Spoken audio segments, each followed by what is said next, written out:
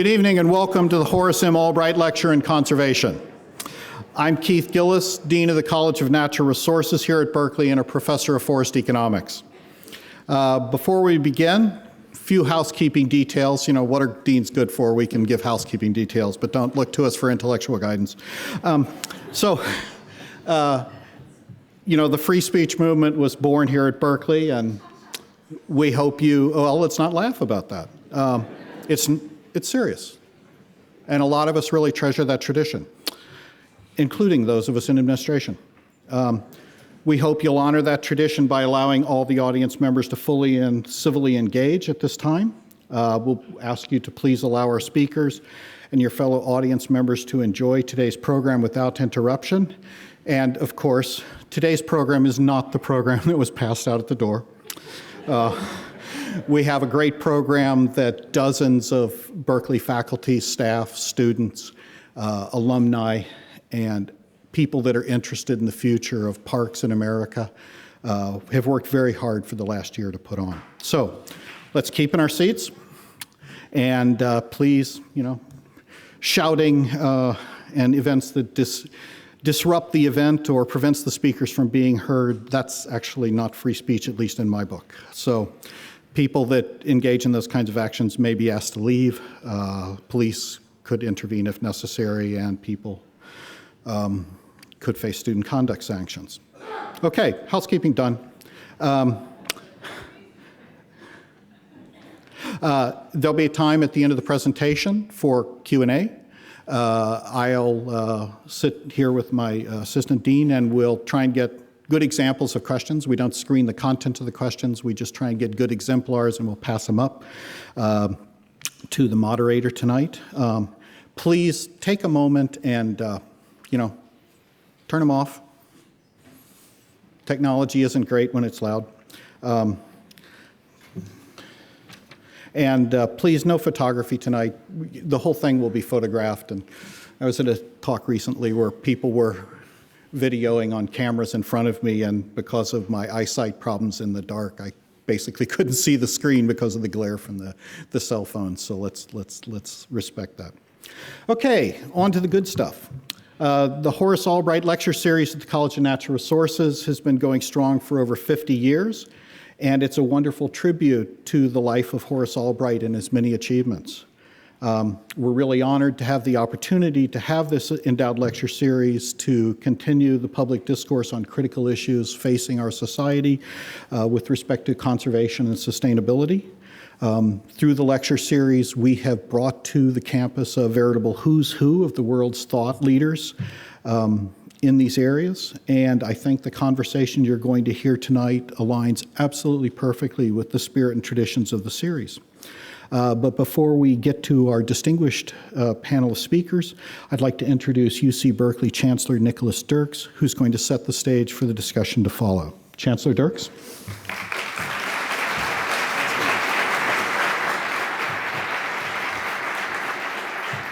Thank you very much. Good evening. It is a great pleasure for me to welcome you tonight to what is surely one of the most special of them all of the Albright Lectures since the series was established in 1959. It is appropriate that it is a special lecture tonight, since it was exactly 100 years ago, in March of 1915, that Berkeley alumni Horace M. Albright and his mentor, Stephen T. Mather, brought together on this campus the leading scientists, conservationists, and park leaders of their day to lay the foundation for what would become America's national parks system. An idea that has had such an enormous lasting impact on the fundamental relationship in this country between humanity and the natural world. This week, as most of you are aware, we've been hosting a modern-day corollary to Mather and Albright's historic conference. The summit now underway is called Science for the Parks, Parks for Science, the Next Century. And one of the most important events being held to celebrate the National Park Service's centennial is this event. Now, once again, leading scientists, conservationists, policymakers, and park managers have come to this university, bound together by deep belief in and commitment to the preservation of our parks and the extraordinary, if often underappreciated, contribution they make. They make these contributions not just to our well-being as a nation that has a love of our extraordinary and varied outdoor spaces and their spectacular beauty, but as the best possible laboratory for understanding how our natural world works, how our ecology is not only a complex and interconnected system, but one that is undergoing rapid and possibly devastating changes. Now more than ever, as the looming threats of climate change become ever more tangible, the work that goes on at the nexus of our nation's research institutions and the national parks has never been more important. It was the historian and novelist Wallace Stegner who said that our national parks are absolutely American, absolutely democratic, and that they reflect us at our best rather than our worst. And while I'm admittedly an interested party, I'm convinced that we can and must say the very same thing about our system of public higher education, another idea that embodies a deeply American understanding of and belief in the public good.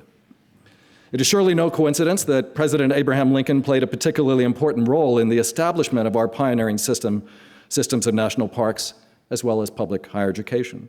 It was in 1862 that he signed the Morrill Act, legislation that was promoted by supporters as a matter of public justice and led to the establishment of land-grant universities across the country. And then, in 1864, Lincoln signed legislation deeding Yosemite Valley to the state of California, the initial step towards the establishment of a national system of parks. The Yosemite Grant was the first land grant to protect wildlands for the enjoyment of all people, not just of the country, not just of California, but of the world. And at the heart of both the higher education and park systems is the provision of the most precious of public resources, land, to be used in support of the public interest. It's worth reflecting this evening about what these two great ideas say, or at least said, about who we are as a people and what we are as a nation. Inherent in both is a disdain for the notion of inherited privilege and a commitment to equality of opportunity without regard for socioeconomic status, the opportunity to learn and explore, to engage fully in our physical and intellectual surroundings, to have free and unfettered access to the best of this country's human and natural resources. But dig down a little deeper and you'll find there at the foundation of our national parks and public universities ties that bind them together in an even more fundamental fashion. A basic belief in the notion of a public good and the need for robust, equitable public institutions to safeguard and support that greater good for posterity, for, by, and of the people, as Lincoln so eloquently put it. Today, as our panelists prepare to explore these two great ideas, we begin by acknowledging that their future is by no means secure. There is growing evidence that the very idea of the public and the public good is in serious trouble. We live in an age of political paralysis, with a palpable decline in our confidence that government, and by extension and implication other public entities, are worthy of our full support. Funding for scientific research is in decline. More states across the country are disinvesting in public higher education. According to the National Parks Conservation Association, the National Park Service, which has been long struggling with budgetary issues, has been crippled by compounded budget cuts over recent years. The same threats exist around our extraordinary system of public higher education. We're being told that excellence in research and teaching is an extravagance that only the private sector, and by implication the privileged elite, should have access to. That equality of opportunity should give way to the same private interests that threatened the natural inheritance that earlier generations sought to reserve for all of our use and all of our experience of what this nation might mean. So this evening, as we become, or rather in these days, as we become again so preoccupied with presidential politics and national campaigns, I hope we can remember that the idea of a public good is enshrined in these two great ideas, that our democracy, our belief in opportunity and the need for socioeconomic and cultural betterment, our commitment to learning in the service of humanity and our shared social goals, the sense that the American dream is for all who come to these shores from all over the world and from every possible background, will depend upon our success in remembering and restoring the belief we share about the importance of what we celebrate this evening. Thank you very much.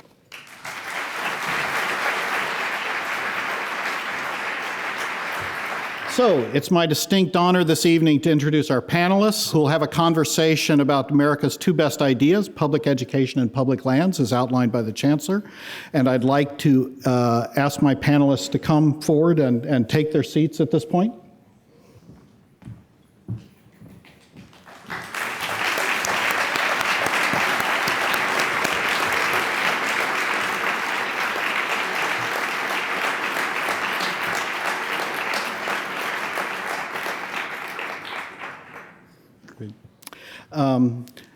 Sally Jewell. Sally, if you'd raise your hand.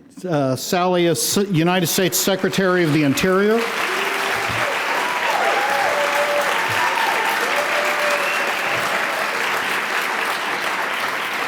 As the Secretary of Interior, Sally Jewell leads an agency with 70,000 employees and is responsible for stewardship of 20% of our nation's land.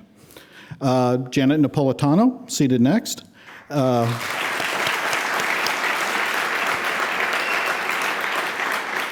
Janet is president of the UC system, comprised of 10 campuses, 5 medical centers, 3 affiliated national laboratories, and a statewide agricultural and natural resource program, of which my college is a proud component. Douglas Brinkley.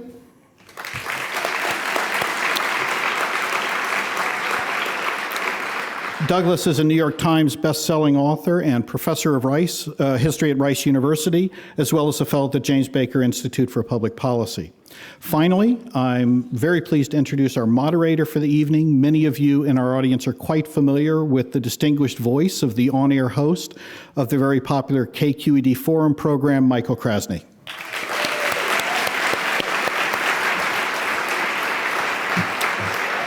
I'd like to thank all of you for being with us, and Michael, I will now put the program in your capable hands. Thank you, and thank you all for being here. It's really a pleasure, a privilege, and an honor to be here with this distinguished panel. This face does go with the voice you're hearing, by the way, in case there's any confusion about that. I'd also like to say that what we're talking about has been billed as America's 2 best ideas, public education and public lands. If we could add a third, maybe public radio would be perhaps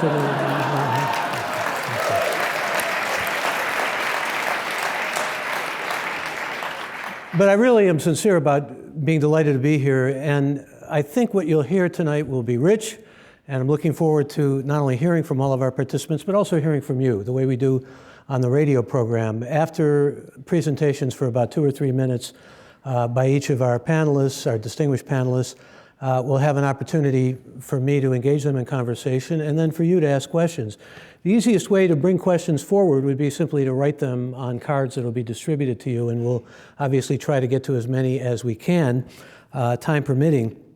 But first we're going to hear from Secretary Jewell, and Sally Jewell will be talking to you, I'm sure, about a big initiative that's underway, and certainly we'll have a great deal to say about these 2 treasures that we want to cherish and that we want to promote, the public universities and the public parks. Sally? Well, thank you, Michael. And actually, that's not what I was going to talk about. It is great to be back in Berkeley. It's great to be back here for the Horace Albright lecture. I was here in my old day job, and it's a great forum, so thank you.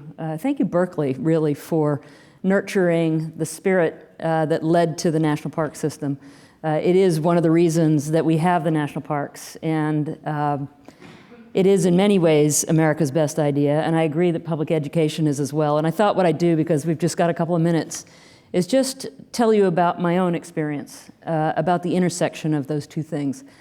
I'm an immigrant to the United States, and my father came before the rest of the family by a few months, and he went to his colleagues at the University of Washington Medical School, where he was doing a fellowship, and he said, "What do people do around here?" And they said, "Well, you hike and you camp." This is in Seattle. And he said, "Oh, well, how do you do that?" And they said, "You go down to this little store called REI." So my father joined for $2, member number 17249. Berkeley is the second REI store. But my point is that my first experiences were actually Carbon River and Mount Rainier National Park, in the outdoors and nature, other than the little parks that I went to. And when I was, as a child in England, and when I was about 9, 10, and 11. I was telling Dr. E.O. Wilson this in a quick chat I had with him today. I went on these 2-week campouts.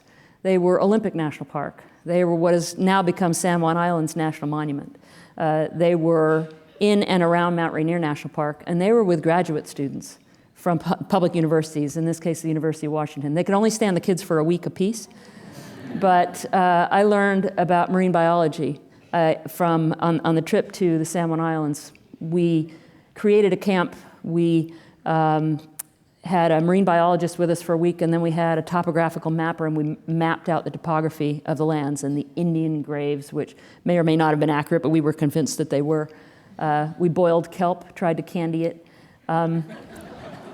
I hiked across the Olympic Peninsula when I was 11 with graduate students again, and I just thought that to tee this up, there was no better way for me to sort of say what's the intersection of public education and public lands than to recount my old childhood and say that our best classrooms are the ones with no walls. They're the ones where kids can be kids and they can explore their creativity and their curiosity, and they can get that love of learning that will never leave them if you catch them at the right time. So that is a big part of what we are doing as we look to the second century of the National Park Service, as Berkeley celebrates 100 years of America's Best Idea as really in many ways the birthplace of the National Park Service. So we are launching an initiative that will start actually in the fall called Every Kid in a Park, which will be a free pass to all fourth graders and their families to go to national parks. We are doing an effort to raise money from the private sector to get every kid in a park, whether it's a local park, a national park, or all public lands in between state parks and so on. Because it starts with that neighborhood lot, like the one I saw with some young people and the National Park Service today in Richmond, actually. I was out with Rosie the Riveters and looking at the facility out there and meeting the Rosies again. But also seeing how young people in that community are interacting with the Park Service and turning lands along a new greenway into welcoming spaces both for the neighborhoods and for people that cycle through. So it's a good illustration of what we're all about as we make the national parks relevant in the next generation and as we engage a lot more young people. So it's not just kids like me that had amazingly fortunate experiences. It is all children. And the parks are relevant for all children, and they become the best idea, not looking in the rearview mirror, but looking to the future. Thank you, Sally. Jewell.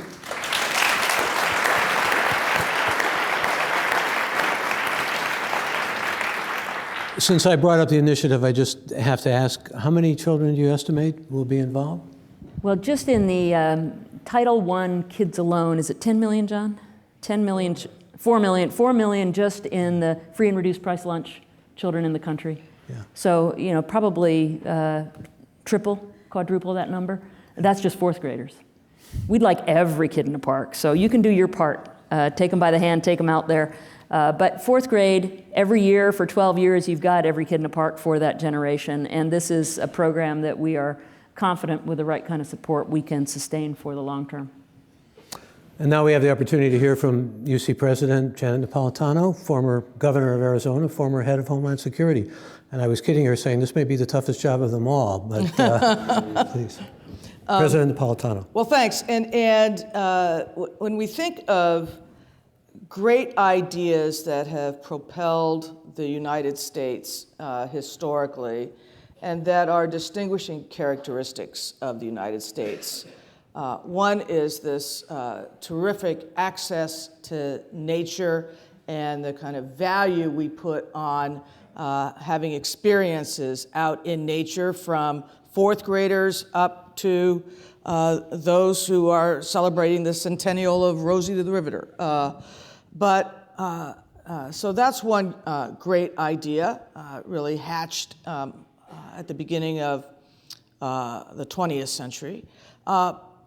But the second one, and the one that makes me so excited about my current role, is the notion of having public higher education at the highest possible level, where research is done and new knowledge is created, knowledge that helps inform what happens in the parks and the protection of the ecosystems of the parks, but also the transmission of that knowledge, and provides in and of itself a way to have opportunity for all, to have social mobility, or at least the access to social mobility.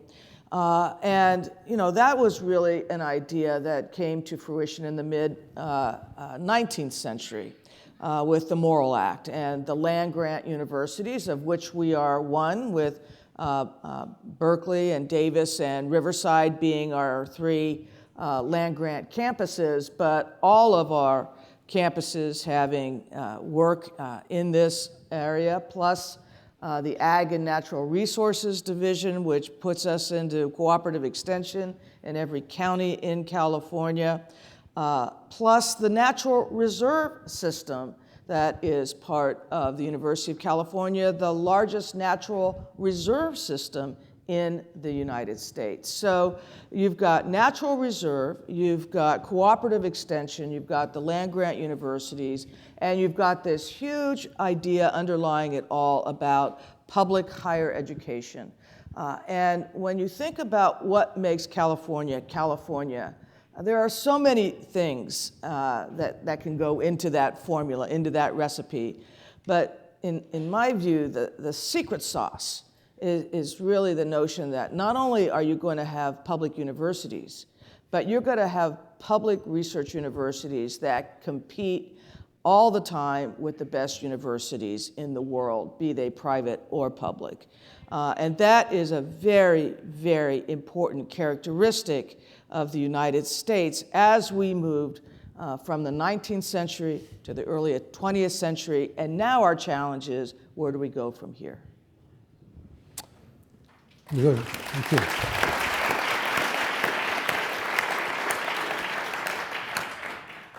We'll go to Professor Brinkley next. Well, I grew up in Ohio. My mom and dad were high school teachers. I didn't have a lot of money to go to college, so I went to Ohio State because it was our state public university. And I decided to be a historian. And my parents said we had a 24-foot Coachman trailer, and I spent my whole childhood getting to go all over America and visiting Mammoth Cave and Big Bend and Yellowstone and Yosemite.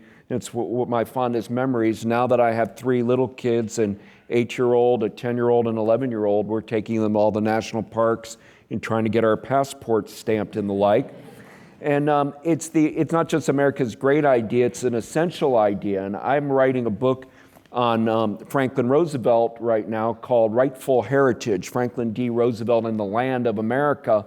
And Horace Albright plays a seminal role in the narrative I'm writing because the Bay Area here has developed some of the best environmental thinkers in world history, and mainly John Muir and David Brower and others. And Horace Albright deserves to be considered in that same ilk.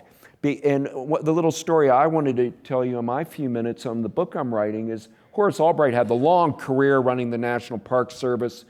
But here Franklin Roosevelt gets sworn in, and as you all know, the famous, we have nothing to fear but fear itself. You know, the big 100 days of the New Deal with, a quarter of the country unemployed. And not only does he create the Civilian Conservation Corps, FDR, and ends up planting 3 billion trees, 3 billion trees Franklin Roosevelt planted with the CCC, unemployed work relief workers going all over, including all over California. But right when FDR's, after his inaugural, he took a Sunday drive with Horace Albright to Shenandoah National Park in Virginia. And at that point, in a conversation with Albright, FDR decided to take all of the national monuments, war cemeteries, historic sites, including our National Mall and the White House and the like, and take them out of the agricultural department, take them out of the war department, and put them into Interior. That was Albright. The modern Interior Department of today was really the conceptual work of FDR and Horace Albright. It was such a raid on ag and that at that point, Albright said, goodbye, I'm quitting now. I'm not going to be in the line of fire. But he loved the American outdoors like nobody's business. And the parks that I've been visiting and writing about with my book on Franklin Roosevelt are places like Big Bend in Texas. Do you realize that FDR wanted to make that an international park with Mexico, creating a whole new paradigm of how countries can do almost what we'd call environmental diplomacy today? And do you realize that Big Bend was the deed went to our national park on June 6, 1944? That he didn't cancel the meetings on D-Day, FDR. when Amon Carter from Fort Worth, Texas came with the land deed from Texas and Big Bend joins the National Park Service. He went up to your state secretary, and this is one of the great interior secretaries. It's like an honor to be here with you, truly.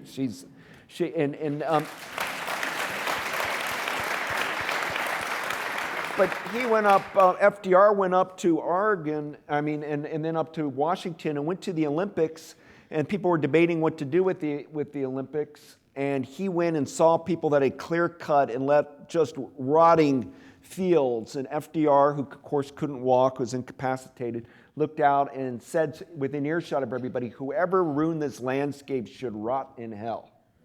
This is the President of the United States. And he went forward to create Olympics National Park. In California, in Joshua Tree, which I love, it's one of my favorites.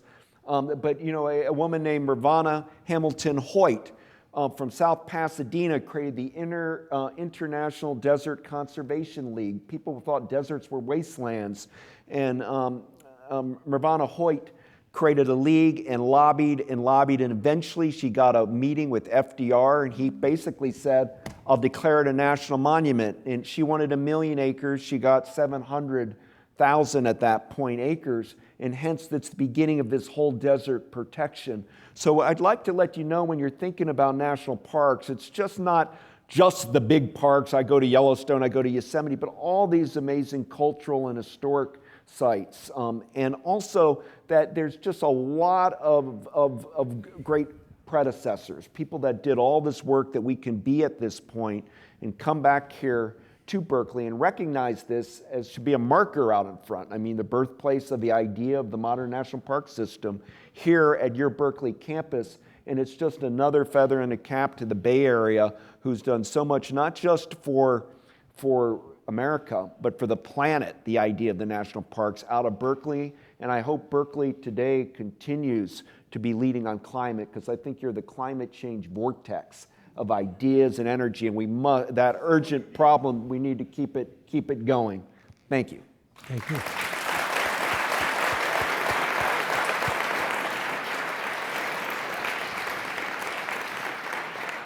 Well, thank you all for your thoughtful, and I may add, inspiring speeches, making it personal, making it historical, and making it celebrative of these two great institutions that we all hallow. I'm speaking also as a public university professor for many years, and someone who's going to Yosemite in a few weeks hence.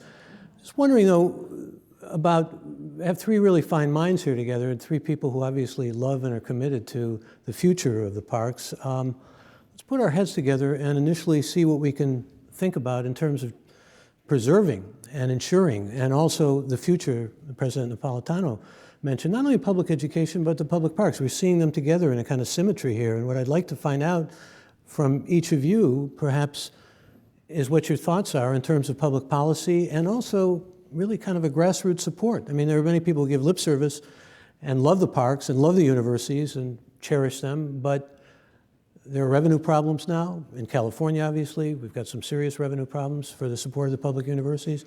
We have a Republican legislature. I don't want to necessarily get into the minefields of politics, but there are many who feel that they're not necessarily the closest ally or the most amenable ally to the kinds of things we're talking about here. So can I ask each of you where you would like to see the future, how you would like to see the future ensured? Could I begin with you, Janet Napolitano? I think that when we talk about these big public institutions, what I've seen and have felt happening over the last several decades is this kind of almost diminishment in public importance in the sense of an understanding of a commonwealth, of the willingness of people to say, you know what, I will pay my taxes. I don't want to pay more than my fair share, but I'll pay my fair share. And one of the things I want to make sure happens with my tax dollars is that we protect the lands of the United States, the great parks that we have, be they Big Bend, be they Yosemite, be they all other kinds of sites, and that my children will have the ability to get a great public education. And so I hope that as we're moving forward, we're really talking with the public and re-engaging the public about how the public views it's our collective future. What do we want to build? What do we want to leave behind to the next generation? How do we prevent the further diminution of what it is that we inherited? Those, I think we're all probably roughly the same age. What we had as we were growing up, as we were kids, as we were students. We've seen now a divide, and that divide takes many forms, and it takes and it has many symptoms. But to me, if we're truly going to talk about a national park system and not only protect the parks we have, but add other ones and new ones and different types of ones, and if we're not only going to keep our public universities, but grow them so that they thrive and that even more young people have the opportunity to attend a university like the University of California, somehow that public debate and that public engagement has to become much more robust. And it has to be more robust, not just at the public meeting level, but in the halls of the Congress and of the state legislatures and of the city councils and townships of the country. Sally, Jewell, let me ask you to pick up there because, first of all, would you agree with President Napolitano? We're seeing a diminution of really support for the kind of institutions we're talking about here that we hold so hallowed, really. I think there's no question about it. I like to say that, for really the last maybe 30 years, we have been pulling back from the good of the commons in favor of the good of the individual. And we see that in the institutions that my parents built and grandparents built in terms of roads and universities and libraries and public schools and parks and infrastructure, and it's everything. You're having to hold a bake sale for everything. I didn't think I'd be jumping into fundraising other than begging for money from Congress when I got in this job. But I realized early on that if we wanted to do what we aspired to do in terms of connecting the next generation, I was going to have to tap the private sector to see if they would help us, and they have been.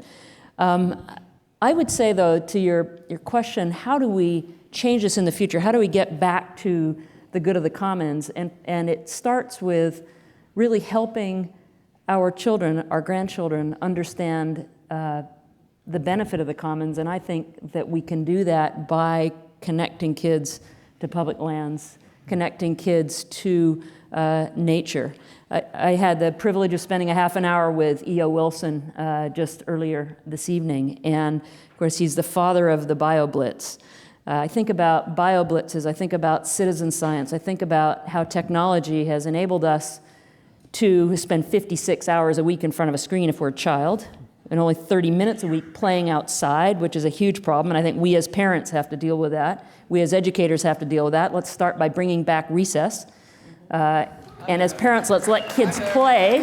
Let's kids play.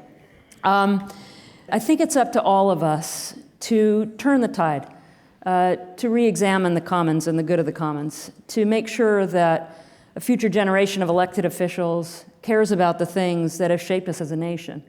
Our public lands, our public universities, our public schools, our public spaces in all respects. And it's up to us to nurture that. It's up to us to make sure that our elected officials know. And I will tell you that as a newcomer into politics, the phrase all politics is local really makes sense to me now. Your voices matter. How you speak as constituents at every level of government matters. And when your elected officials know how you feel and what is important to you, that is when we will see real change. So I want to change it from the bottom up with our youth, but we all have a role in this in this democracy. So I would just urge your Forgive me, you're talking about citizenship, and you're also talking about parental role, and you're talking about the responsibility that goes to the next generation. Correct. Yeah. Doug, could you pick up there? Well, in general, we just, one thing we can all do is join the friends groups of national parks. Each of them have groups that kind of contribute to how to protect a particular one. So if you have one that you like, join it. Others is to fight for new ones. And not just national parks, but national monuments.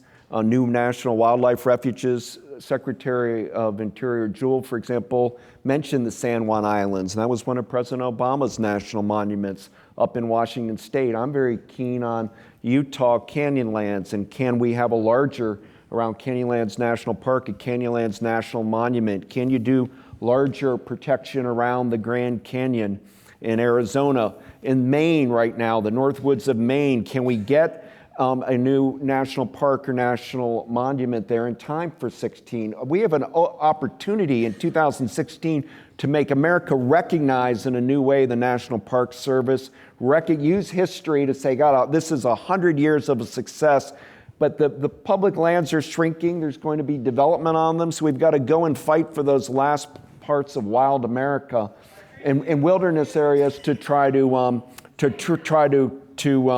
continue to protect. And I just want to, I'm hoping that the idea of us being here tonight, it just gets us excited for the centennial of the National Park Service. This is the launch here. And it doesn't get any better than having somebody as busy as the Secretary of Interior coming and caring about the history to come to Berkeley and launch this. And now we've got a rollout to try to get people in America to start appreciating it. And the phrase that we've been talking about is nature deficit disorder, how people don't know what type of tree is in their backyard or what kind of species lives there. We have, it's easy to talk about the Park Service. Some of the finest people I know are the rangers and people that work on the ground and superintendents of these places, because it's not just about places being pretty. There's just complications in the parks of invasive species, of vandalism, of climate, of drought issues. It's just a backlog. And unfortunately, Congress is really a truly know-nothing, do-nothing Congress right now. And on pushing for these issues at a time when we need it. So we've got to create the grassroots swell, and I think the coming year on the national parks. So this is where universities also, this is a great example of where partnership can really matter, where the research and the science in a unity of effort with those who are managing the public lands can go together, and where student experiences can be married with that as well. UC Merced, our newest campus, for example, near the entrance to Yosemite National Park, has wonderful programs now for its students in the park. It's land management, it's water, it's public lands planning, it's all of those things together.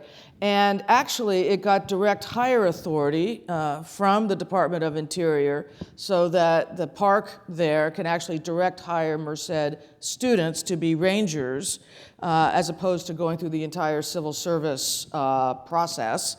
And when I was DHS secretary, I could never get direct hire authority for anybody, for anything. So when I heard that this summer, I was going, yes, this is great. But it's an example of how these things really do go well together. You know, it's almost as if you're telepathic, because the next place I was going to go for the expertise of the three of you was, we talk a lot about town and gown, but what about these two institutions and marrying them essentially together so that there can be more of a symbiotic relationship? Well, I'll jump in just with a story that I think our director of the Fish and Wildlife Service was telling me the other day, but John Jarvis will correct me if it was him. He talked about a researcher here in California that did incredibly detailed field studies in the High Sierra, where over 100 years ago. And his notes were so detailed. Was it you, John? You're telling me this? Sorry. Joseph Purnell, thank you. Where was it? Well, it was a Berkeley professor. But it was up in the Sierra, yeah. So in the High Sierra, where he took such detailed notes, you can actually go back to these sites today, find the sites where he camped, do the same kind of analysis, and realize, as John was telling me, that you can see that the animals actually have moved upslope with climate change. And of course, we're seeing this, the pika, for example, a little species that is going to run out of space to go because it'll be in the rocky alpine environment with nothing to eat in not that many years. But because of that university research done 100 years ago and the meticulous way they did that, we now have really a 100-year history that you could never get in sort of the space of a single researcher. And that's a good illustration. And with the kind of technical tools that we have now, between the researchers who are on the cutting edge and the people on the ground that can help bring their knowledge, and I might say our nation's first people, our Indian tribes, across the entire nation who have traditional ecological knowledge that goes back thousands of years. You can blend these things to actually really do a much better job of understanding what's happening to our ecosystems, what it means for us, and where we can invest our resources, our human capital, to addressing those threats, as well as the adaptation that is very real for us right now. Douglas Brinkley, somebody mentioned the commons before, and I wonder about how we inculcate more citizenship tied up to the notion of the commons and the common good. A couple things. One thing that occurred in the 1920s, the big deal in conservation history was when the Adirondacks got saved, the forever Adirondacks. But by the 1920s, people were starting to look for state park systems.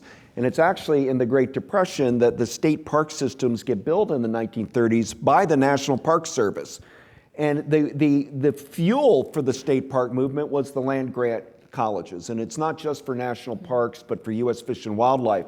States like Iowa's, for example, with where you had Ding Darling and these people working directly with land grant universities in America, finding ways to start saving and doing preservation work and connecting it to recreation for the citizens. So the history is deep between the connection between universities like University of California, Berkeley, and the idea of preservation and land rehabilitation and reforestation and soil conservation.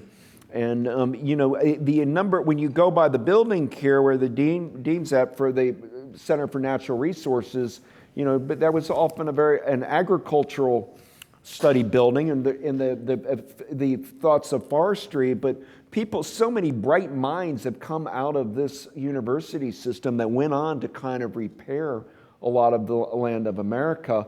On the bigger issue of commons, the one comment I'd like to make is I'm very interested in, some people talk about a huge commons in the heartland, a Buffalo Commons, but what can we do to reclaim some of our prairie land?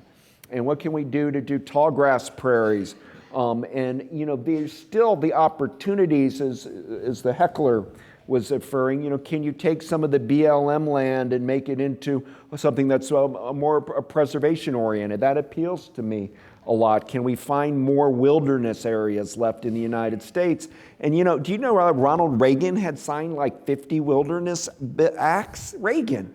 And there's no way they can't now. The Congress is just so we can't get it done, and so we have to ask President Obama to pick up his pen and create national monuments, and he's not afraid to do one. You might see one in Waco, woolly mammoth in Texas soon. You might see one in Boulder White Clouds in Idaho soon. So there's a fight going on to save the public lands, protected, and I hope all of you here, I know a bunch of you are already involved, but if there's students here that aren't, join the cause. It's a great one. It's what's America without our public lands and our common space? A lot of fast food junctions.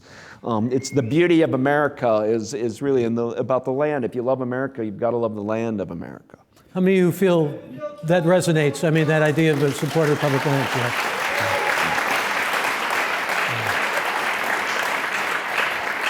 And I'm sorry, it's the old literature professor in me, but how do we, again, I'm thinking about inculcating the beauty of nature. A lot of you have been talking about, the outdoors and the aesthetics and the sense of just absorbing the experience of being in this classroom without walls, as you called it, Secretary Jewell. The universities do have that responsibility in part, don't they? I mean, this is what a liberal education at least used to be about, and now are we facing a kind of, I'll ask you, Janet Napolitano, are we facing a kind of opposition in some ways? Young people thinking, well, I've got to learn how to code.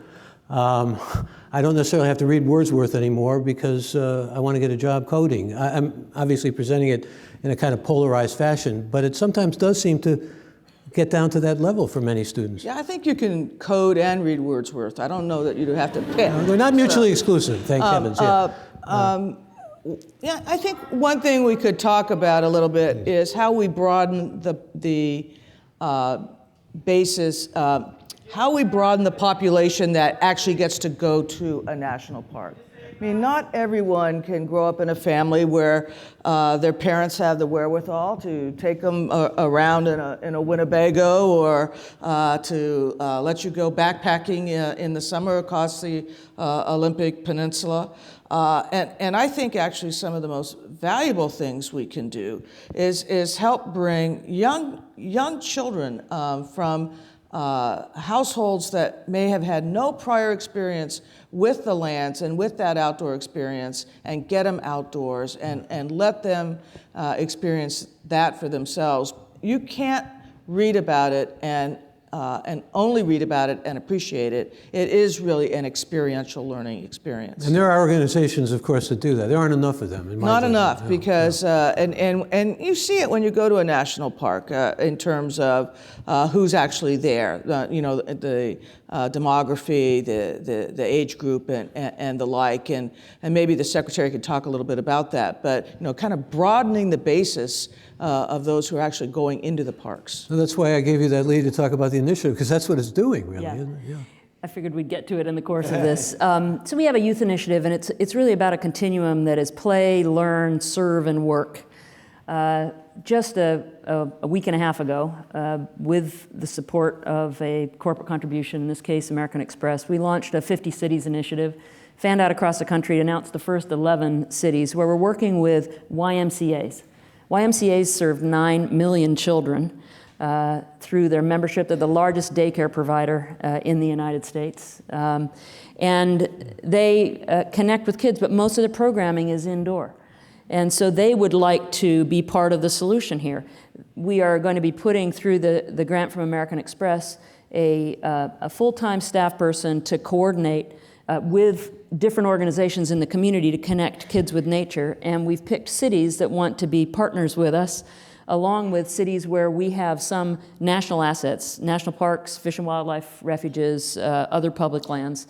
And the launch went really, really well. So I was in Miami, and I was with the mayor of Miami and near Biscayne National Park, and we were with a group of kids, and we were dissecting lionfish. Lionfish are an invasive species that is wiping out many of the fish species along the coral reefs and bays around Miami. And I mean, kids dissecting a fish, cutting it up, squeezing out the contents of its stomach. I mean, what could be more exciting? I was very excited to be with them.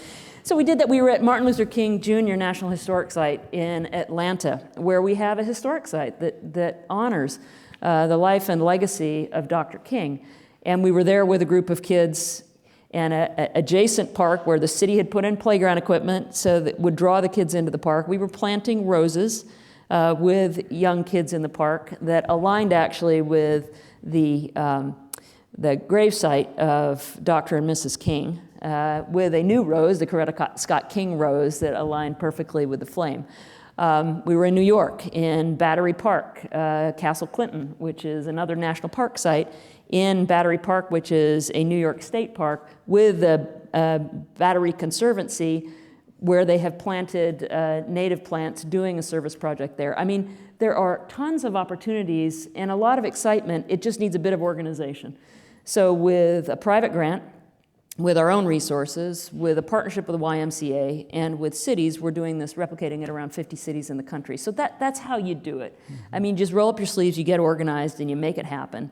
And you steer your resources, as we have in the Department of Interior, to say, can we get part of our deferred maintenance done using Youth Conservation Corps crews? We can't do what FDR did in this day and age. Congress would never say, let's write a check from the federal government to do this.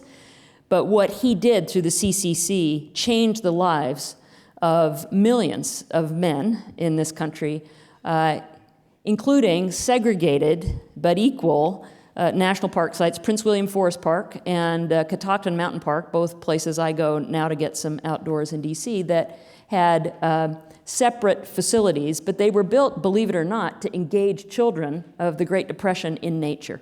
And they were built by men, black and white, separate but equal, and pretty much identical camps, that teaches a bit of history while also connecting kids there. So we want to do that again, but we're doing it with Youth Conservation Corps crews, with volunteers from the community, and with generous donations from a number of foundations and private. With these kind of partnerships, and really your enthusiasm is infectious, moving forward, I have to ask you, Janet Napolitano, if you foresee similar kinds of analogies with respect to affordability for the university and the UC system. I mean, young people who clearly don't necessarily have the opportunity economically, do you see things moving in a trajectory that will lead for more opportunity? You know, I was just thinking about, you know, the Depression, Franklin Roosevelt, and still found time to found the CCC. The land-grant universities, well, that's an idea that Abraham Lincoln was able to get to even in the midst of, you know, getting the run-up to the Civil War. So, I mean, you know, great leaders can do great things and they can multitask. And great universities can multitask. And great universities can multitask for research. Great universities can multitask in terms of the partners that it has. Great universities can be thinking about not just now, but pay it forward for the next generation. All kinds of ways to do it. And great public universities can do ever more of that with the right amount of public investment in those schools. I've got some questions from you in the audience. Feel free to send them forward on cards, and I'll go to them now. And let me go to this first one with you, if I may, Professor Brinkley. Many of our public lands include cultural resources that are tangible reminders of our past and illuminate our progress. We have shaped our public lands by preserving them, transforming them into cultural landscapes. Can you discuss the relationship between natural and cultural resources? Oh, it's a wonderful question, and I just think she was just mentioning the CCC being the boys. Eleanor Roosevelt tried to have she camps. It didn't go too far. She got a few of them off and running. But now look at how we earlier, a little bit ago, met a woman who's in her 90s that's been overseeing and working with the Rosie the Riveter here, celebrating women of World War II. President Obama had signed an executive order a few years ago saving La Paz, Cesar Chavez's burial site and home here in California. Just weeks ago, Pullman, the famous Pullman strike, labor strike, saved in Chicago. The National Park Service is constantly adding units and ideas and opening up the net of our history all the time. And in our cultural resources, what we're doing, I'm down in Austin, Texas, is where I live, and you could see what's being preserved: Latino heritage, the old missions of San Antonio, the efforts of not just the cultural aspects of Native American culture being saved at obvious places, Mesa Verde and the like, but just I think across the country, the excitement of people of learning that our history is not just white man history, that it's this deep other ways to look at things. And we have pioneers here at Berkeley in the ecofeminism starting in the 70s and 80s, which have been so important. So I feel at the centennial, if you look at the progress we've made, there's just all sorts of things. And anything, I spoke last night in D.C. and a guy I met's trying to save Stonewall in New York City to have the National Gay History Museum there. And all these things are now possible with some imagination. And so the parks, although we always think of Yellowstone, Yosemite, the big parks, it's also about our cultural identity in America. Let me follow that up with you, Doug, with another question from the audience. What do you see, because you spoke before the Commons, as the forces pushing the good of the individual over the good of the commons, and how can we overcome this? Our politicians aren't willing. Well, I think it's just all a fight. I mean, conservation is fighting all the time. You take a big step forward and you get whacked back. It never ends. And look, everything. Walking here today from my hotel. I stopped at the David Brower Center that was on my way, and looking around and remembering Brower's notion that everything is environmental. There's nothing separated. Our air our water, our ability to be, humans are just all environmental history we've got to think about in our environmental times. And so with the Commons, it's just going to be to fight for public lands all the time. I don't make a whole lot of money as a professor. I do okay. But I know my kids are going to inherit these public lands, that they're going to get to go to these great places. But the climate change thing is very bothersome. The Joshua trees might be dead in Joshua Tree National Park. It's burning. I mean, the challenge is, I think, is to make these a university, which you are, University of California system in general, is you guys are leading the environmental movement out here. They're not leading it out of Washington in that way. So the ideas that you're coming for, ideas of tomorrow, how to attack climate issues and how to save more public lands, I mean, this is his laboratory here for ideas for tomorrow to come out of. Look how architecture's changed. You have environmentally sound architecture beginning now in places. In my city, today I just read Austin's becoming one of the great green cities, but it's important to have green grids. University of Hawaii, I just learned yesterday, is starting to do all solar at the University of Hawaii, a complete solar university it will be soon. These are exciting possibilities, meaning I don't think we just do public lands and sequester them off and that's it. It's about how do we build a world that we want to live in, and how do we save wilderness and wild places as heirlooms. Yeah, so President Napolitano. It's to network and integrate. As many people here know, we have a goal for the university to be, as a system, carbon neutral by 2025, as the entire system.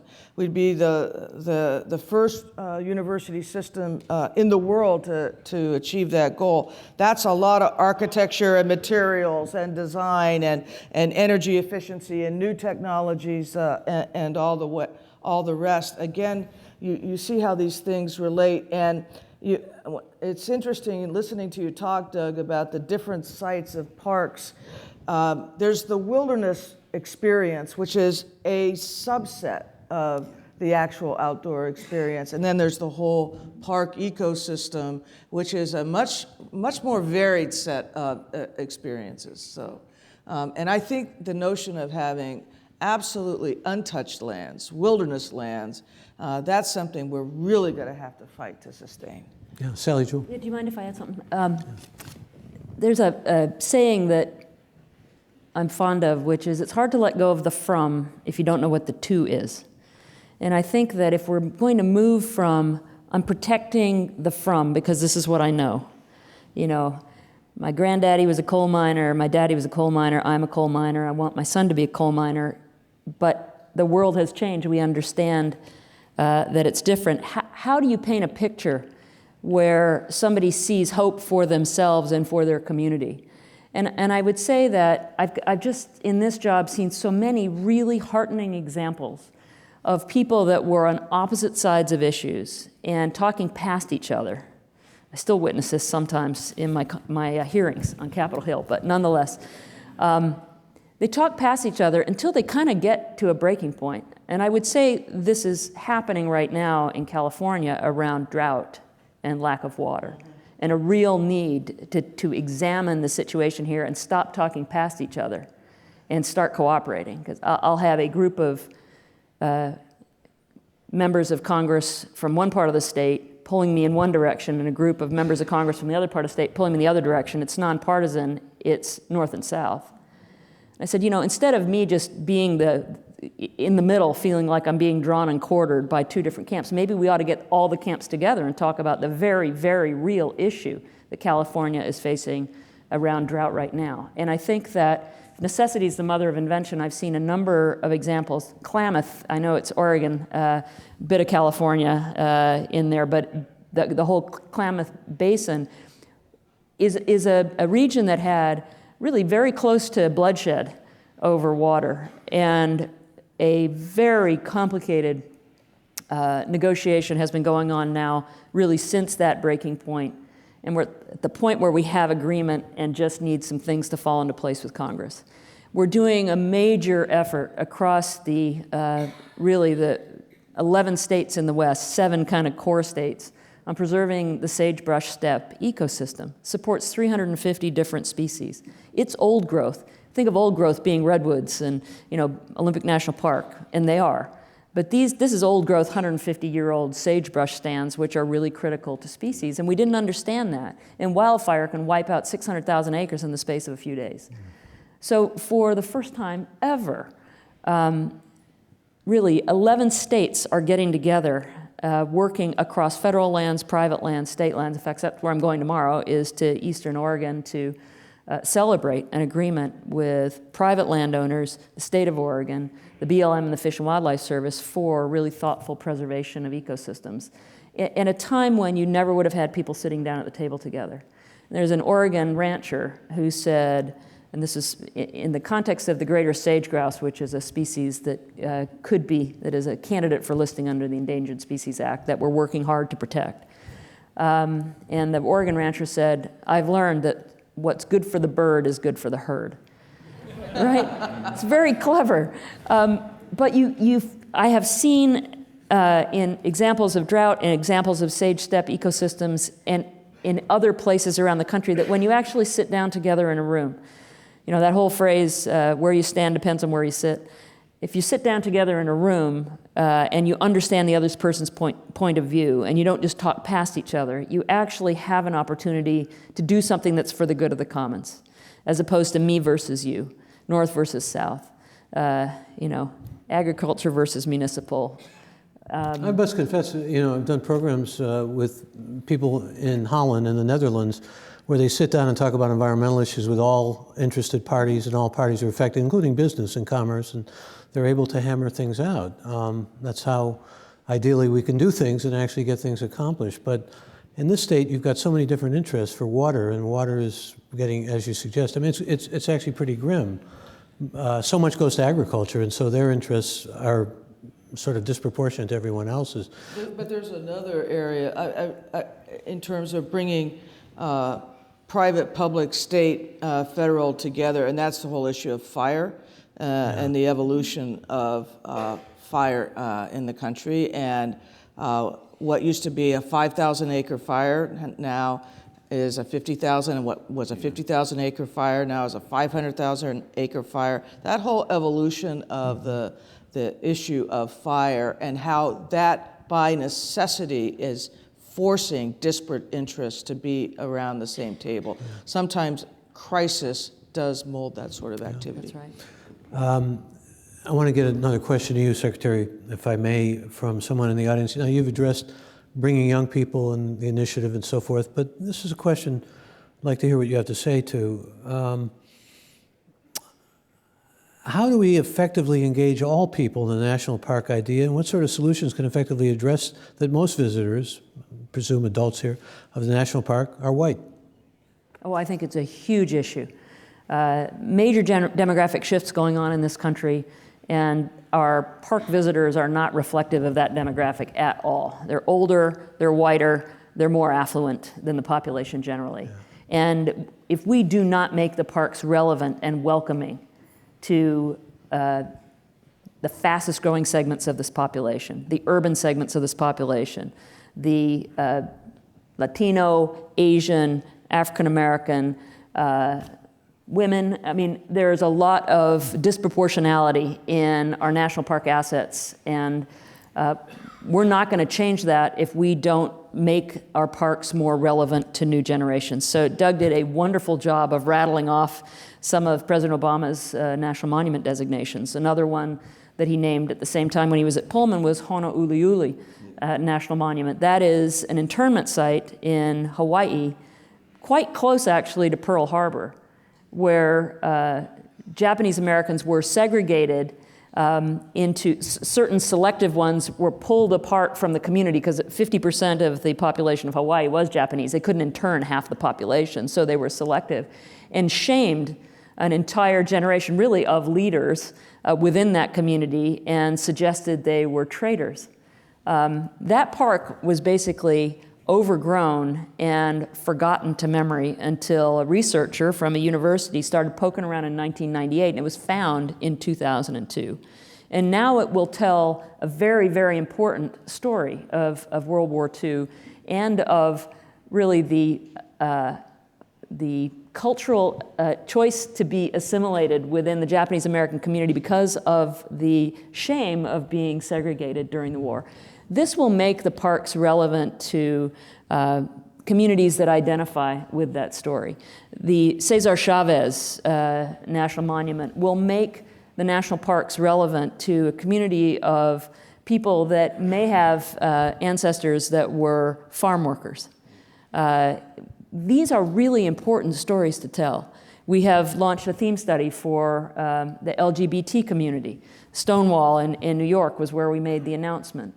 There are significant segments of our country where the stories have not been told. And the National Park Service is America's storyteller. And I would say that, and I go to lots of national parks, some announced, a lot of them not announced. I just drop in, and I know I scare them. See the ranger. Yeah. Usually we just do selfies. But when you've got a interpretive sign and it's old, it's kind of embarrassing sometimes what's on that sign. I went to the Whitman Mission in outside of Whitman because I was doing the commencement address there last year at Walla Walla, Washington, and they had, actually the young park rangers had used MP3s to kind of voice over what should be said about the interaction between the Native Americans and the Whitman family, because the Whitman family was massacred by Native Americans, but it's because the Native American community thought they were being poisoned by these missionaries with smallpox. And it was a misunderstanding, but a very, you could put yourself in your situation and really understand that. And that was not being effectively interpreted. It was sort of good versus bad, and that was, 2014. So we have work to do. John Jarvis has been a leader in making this happen for the parks. The National Park Centennial, the fundraising that we're doing with the National Park Foundation will help accelerate that, and it'll use technology so you don't have to keep those signs up to date. You actually can geotag on your phone and it can tell you a current story. Maybe it can tell you multiple sides so that people can see themselves in our parks. And it's not just Doug's family and my family and maybe Janet's family.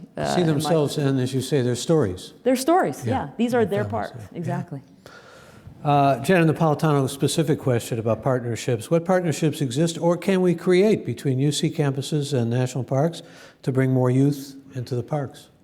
Well, I mentioned the one we have with Yosemite, and I think that's actually a good model for undergraduates and a particular national park.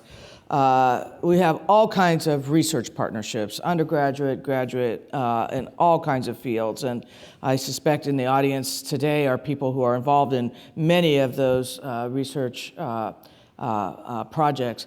But another area, and what I've been thinking of as we've been talking tonight, is because we have cooperative extension, and we're running 4-H and other similar type programs through every county of California, and it's not just rural, it's some of the most urban areas of California.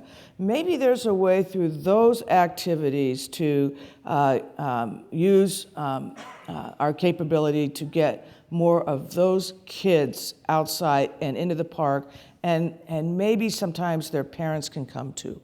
And bring them together. And maybe the Secretary of the Interior would waive the entry fee to the park so we could go.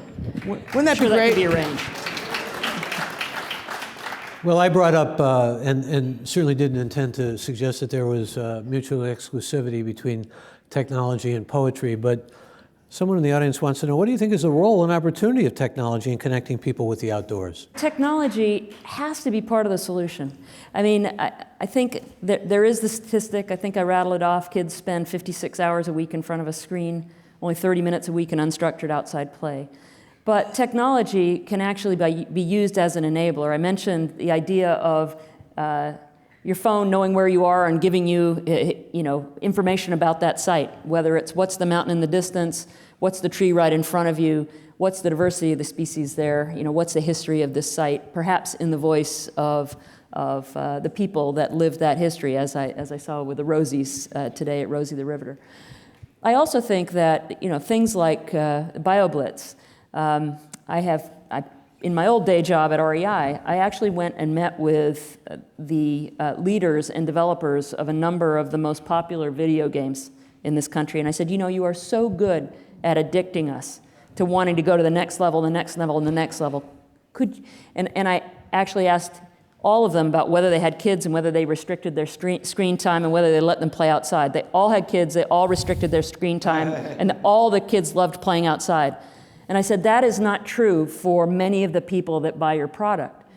And could you do something that actually would engage kids, like a game that would be competitive on plant and animal identification of species in nature, kind of like the Audubon bird list. Don't ever get in the way of a birder that's trying to get that last bird. But I mean, it's very competitive. Could we do that for kids? And could that data feed not just go to the game to see if you were beating your buddy by finding different species, but also to a biodiversity database that would say, gosh, the African killer bee is now migrating up this way.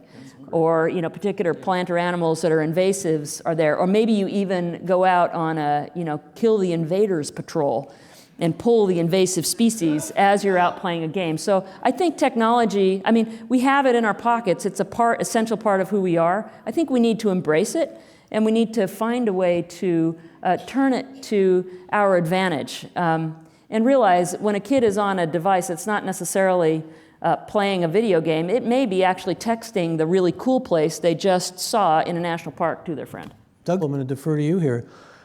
You said that this is the best Secretary of the Interior we had, and somehow the name James Watt came into my consciousness.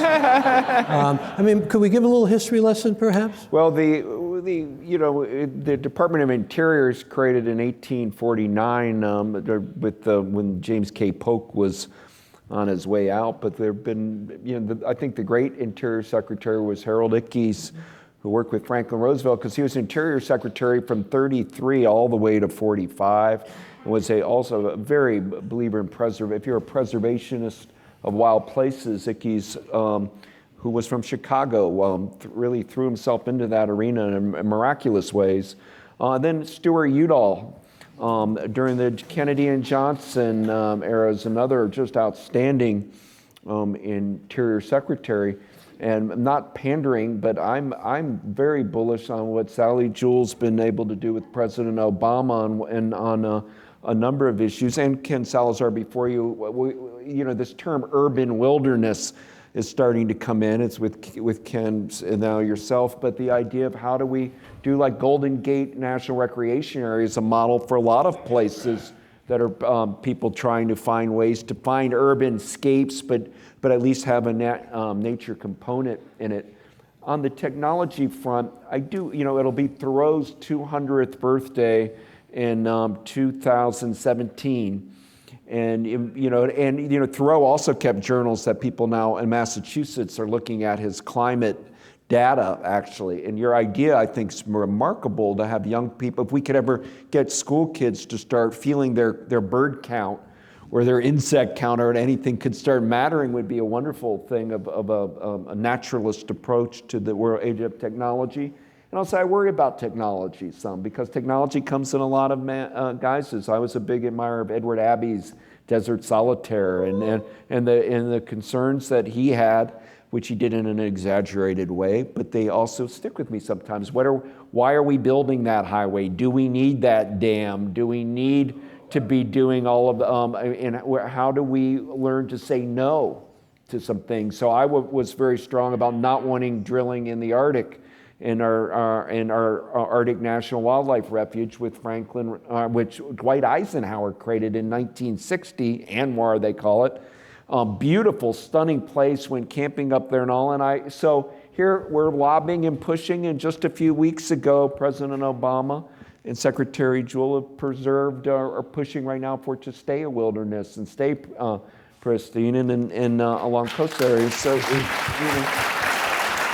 some places shouldn't be developed, and the more I find that having these wilderness cushions, not just the national parks and monuments, but wilderness areas, is essential to sanity in America. And even if you don't go to the wilderness areas, knowing they're there And we haven't yet commoditized what is solitude. It's priceless. And we need to be able to at least know that there are places we can go to get away from the racket we're making in the modern world. One final question, and we've been talking about preserving, and especially Secretary Jewell was talking about preserving for ethnicities and making the parks more amenable to people who don't have means and so forth. This is a question about indigenous Americans. California is home to more Native American tribes than any other state but Alaska. Is there any attempt to reconcile Native Americans to the public lands, especially national parks, which were often their homelands? Short answer is yes, absolutely, and I think it is very, very important. California has many tribes, really now small rancherias. I mean, as I go across the country, and Indian Affairs is part of the Department of the Interior, I feel the hurt of many of the California tribes. Whether they're recognized or not recognized, they're tiny, and their political clout is very limited, and they feel that acutely. When I come out and meet with communities around potential monument designations, as I did a couple of months ago in the Lake Berryessa Snow Mountain region, I met with a group of tribal leaders, some federally recognized tribes, some not. I think that our indigenous people have a tremendous amount to offer to all of the stewards of public lands. I think the traditional ecological knowledge is an important step in that direction. We are funding through the USGS, actually, a number of, I can't remember if it's 6 or 7 positions that are working on the science of traditional ecological knowledge coming together with modern science, if you will, to help us understand what's happening in these ecosystems. I was up in Kotzebue in northwest Alaska, and we have the number of not little, they're very large, but sparsely visited national park sites like Cape Krusenstern National Monument, but we also have Selawik Wildlife Refuge, and they are working, both of them, very closely with the children in those schools in the area to actually get out on the land. And it's sort of interesting. They try and get permission slips and parents, and nobody signs up, and then somebody, word of mouth, somebody gets on a radio, and then all of a sudden they've got 60 kids. And they love it. And they're doing camps and outings and so on. So I would say that we are turning a new leaf in our public land management organizations to connect more closely with indigenous people. And we've got a rule that's about to come out for the National Park Service to allow traditional collection of plants and plant parts, which is very, very important to a lot of tribes.